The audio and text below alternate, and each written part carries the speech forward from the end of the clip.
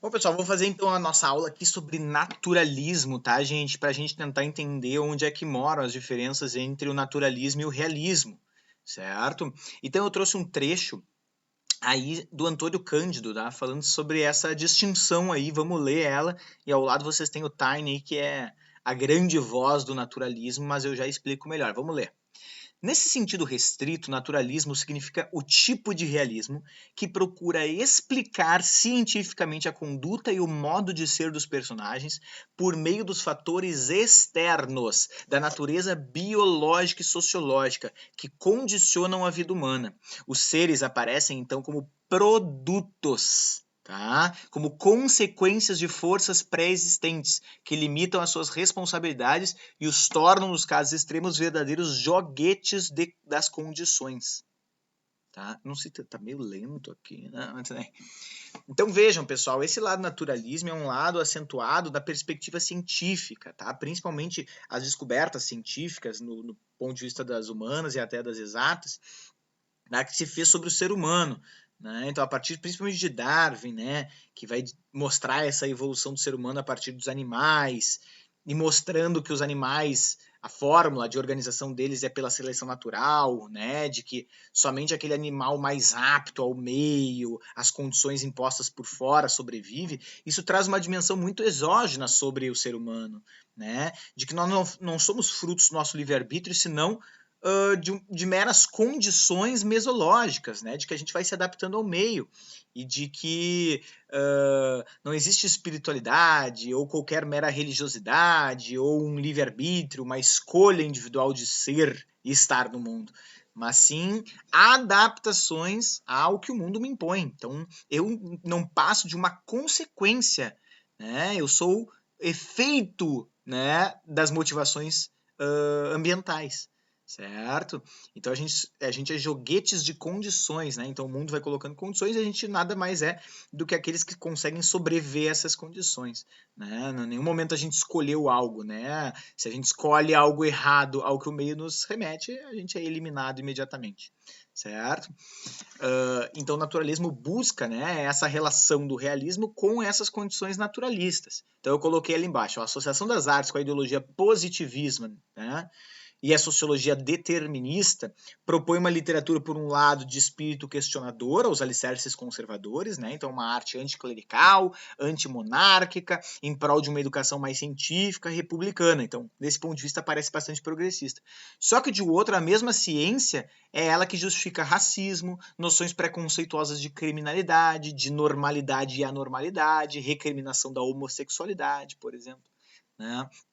Porque vai se pensar a partir dessa lógica linear de evolução de que existe um parâmetro, né, linear de progresso, né, e de normalidade. Tudo aquilo que não acata os preceitos básicos da normalidade é um anormal, é uma coisa, né, que degenera a evolução humana, né?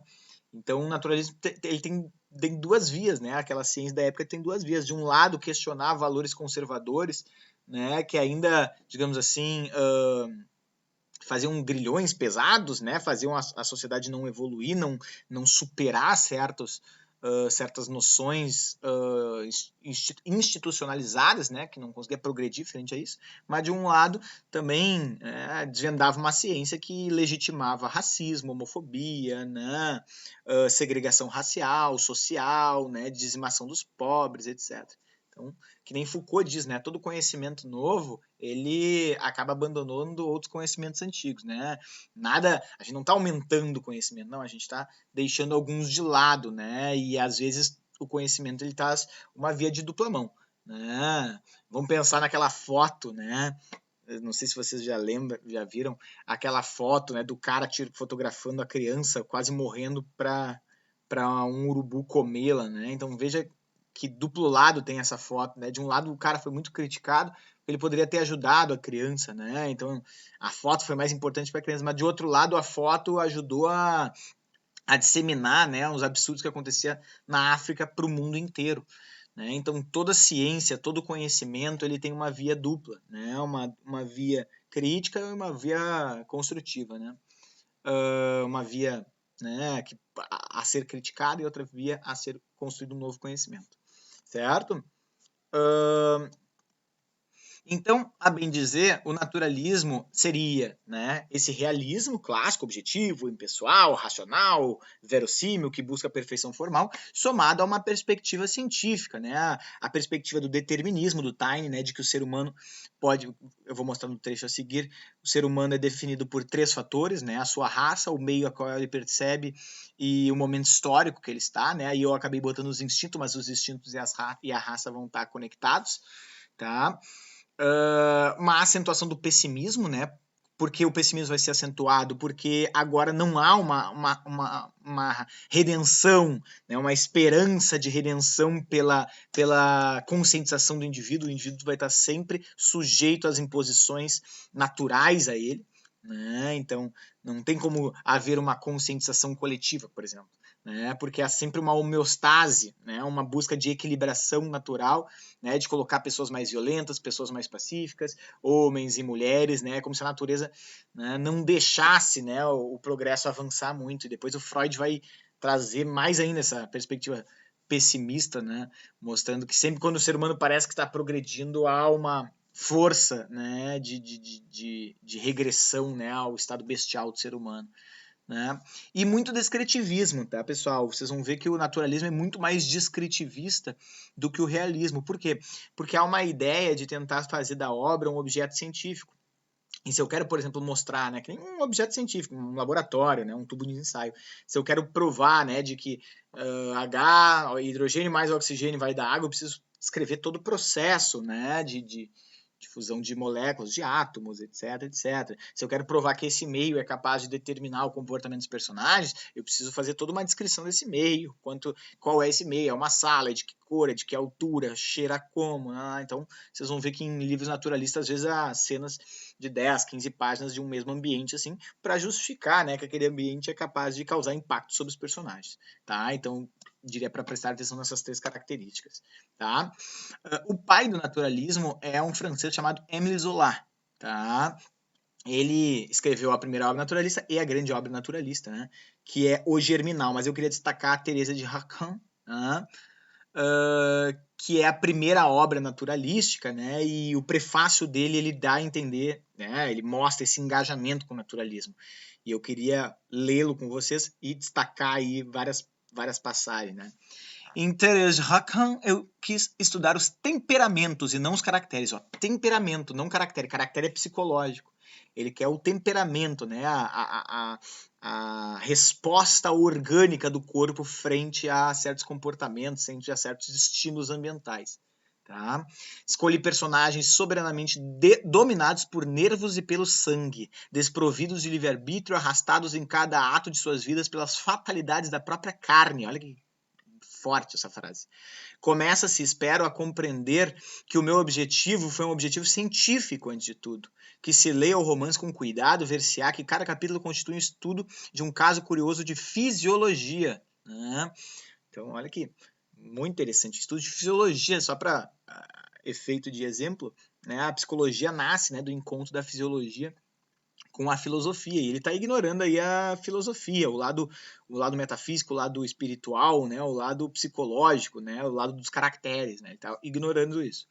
Numa palavra, não tive senão um desejo, considerando um homem vigoroso e uma mulher insaciada, procurar neles o animal, e mesmo ver unicamente o animal, lançá-los num drama violento e observar escrupulosamente as sensações e os atos desses seres. Eu simplesmente fiz com 2 seres vivos o trabalho que os cirurgiões fazem com cadáveres. Né? Então ele quer encontrar o lado animal, o lado orgânico, o lado biológico de cada personagem.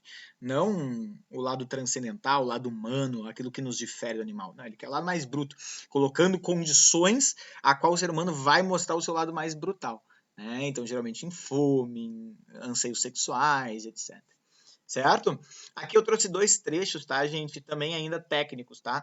Um do Taine, falando sobre os determinismos, e outro sobre o romance experimental que o próprio Émile Zola escreveu, um livrinho, tá? Sobre a teoria do que seria um romance experimental. Vamos ler primeiro o Taine aí, ó. 3 fontes diversas contribuem para produzir o estado moral elementar: raça, meio e momento, ó. Sociologia determinista, tá? E aí ele vai falar mais da raça. Ó. O que se chama raça são estas disposições inatas e hereditárias que o homem carrega consigo. Há naturalmente variedade de homens como de touros e de cavalos. Uns valorosos e inteligentes e outros tímidos de inteligência curta. Uns capazes de concepções e criações superiores e outros reduzidos a ideias e às invenções rudimentares. Alguns dispostos mais especialmente para certos trabalhos e dotados mais ricamente de certos instintos, assim como se vê cães com aptidões especiais para a corrida, ou para o combate, ou para a caça, ou para guardar de casas e rebanhos. Ou seja, se acreditava que cada raça, né, do ser humano, branco, índio, negro, né, oriental, teria uma determinada função de acordo com um certo trabalho.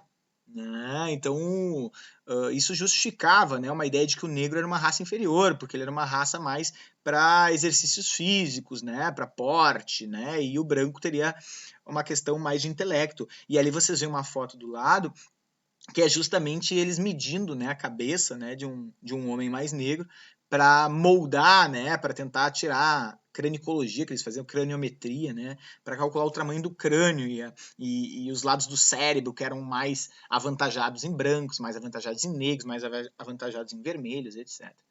Então, é importante concluir, né, disso que a gente está falando, que a ciência legitimava, né, o racismo nessa época.